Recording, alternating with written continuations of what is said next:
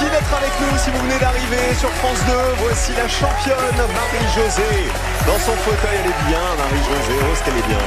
11 victoires pour l'instant. Voici Pierre, qui est consultant à Paris, qui adore le sport, qui a travaillé pour les Jeux Olympiques de Paris 2024. Championne, c'est par ici, c'est la finale.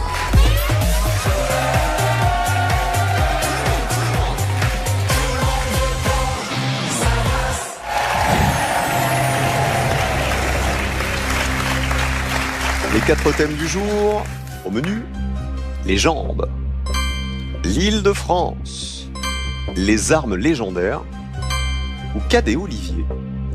Championne, qu'est-ce qu'on donne à Pierre? Les armes légendaires. Pour vous? L'Île-de-France.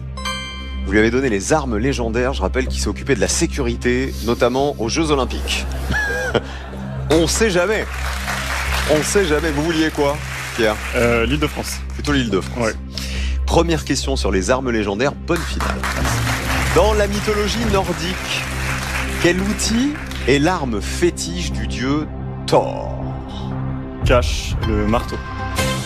On vérifiera tout à l'heure si c'est ça. Quel héros légendaire aurait transpercé d'un tir d'arbalète la pomme posée sur la tête de son fils?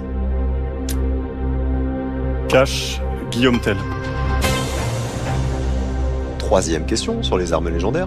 Dans la mythologie grecque, Pierre, quelle arme est l'attribut de Poséidon? Cache le trident. 3 questions, 3 caches. Dans la mythologie nordique, cette fois, quel monstre fabuleux est Fafnir, tué par Siegfried avec l'épée appelée Gram? Carré, s'il vous plaît. Un dragon, une chimère, une hydre, un cyclope. Une hydre.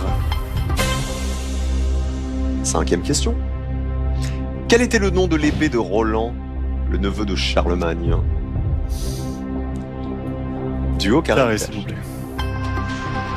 Corouge, Joyeuse, Haute-Claire ou Durandal? Durandal. Dernière question sur les armes. Dans quel bois Héraclès a-t-il façonné sa massue? Allez, on va tenter un cache. L'olivier. Il a pas peur, hein? Cache parce que ça vous parle, l'Olivier, ou Parce qu'on est là pour jouer. Ouais, donc vous êtes là pour prendre le fauteuil. On va essayer. À votre avis, championne, combien de points? Beaucoup. Beaucoup. Beaucoup, beaucoup. Oui, parce que j'ai pas voulu me faire confiance là-dessus. Je me suis dit, les jeunes, Les armes légendaires, c'est pas son truc. mais il est très fort. Eh ouais, mais il y a les jeux vidéo, il y a plein de trucs en fait. Il y a toutes les séries aussi dans lesquelles on retrouve plein d'armes légendaires. En tout cas, il y a des chances qu'il soit très haut même. Oui. Voici la finale de la championne. Marie-Josée, croyez en vous. On joue pour une 12e victoire, peut-être. Quel fleuve, on joue avec l'Île-de-France, quel fleuve traverse l'Île-de-France puis se jette dans la Manche? Cache la Seine. Je vous remercie de ne pas avoir répondu la Garonne. C'est la Seine, oui. Elle traverse tous les départements d'Île-de-France, la Seine. 5 points. Quel château d'Île-de-France compte 2153 fenêtres? L'Île-de-France, est-ce que ça va jusqu'à là-bas? 2153 fenêtres. Duo carré cache. Cache Versailles. Quand vous dites est-ce que ça va jusqu'à là-bas, vous pensez à Versailles ou Non, à l'autre, Chambord. Chambord? Mais c'est trop loin. C'est le château de Versailles, oui, dans les Yvelines. 10 points. Quel est le nom des habitants de l'Île-de-France?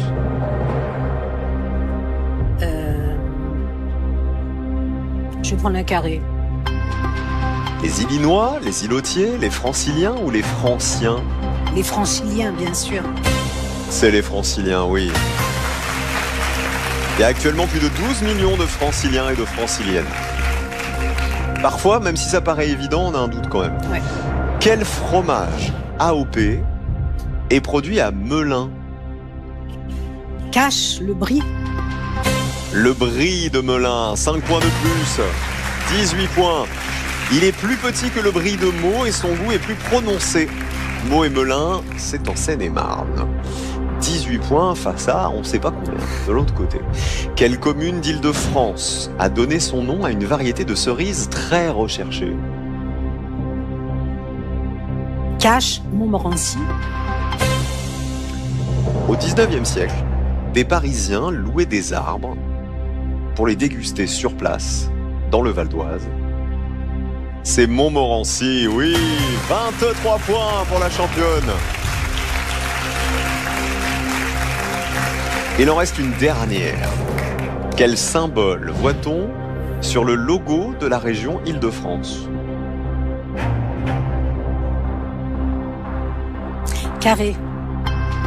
Une étoile, un coquillage, un bateau ou un hexagone? Je pense que c'est un bateau. Une voile de bateau. Vous diriez quoi, Pierre, puisque c'est le thème que vous vouliez? Un coquillage. Plutôt un coquillage. Vous avez répondu un bateau. Le bateau, il est sur le logo de la ville de Paris. La région Île-de-France, c'est une étoile. Regardez. Et puis alors là, on la voit bien en plus.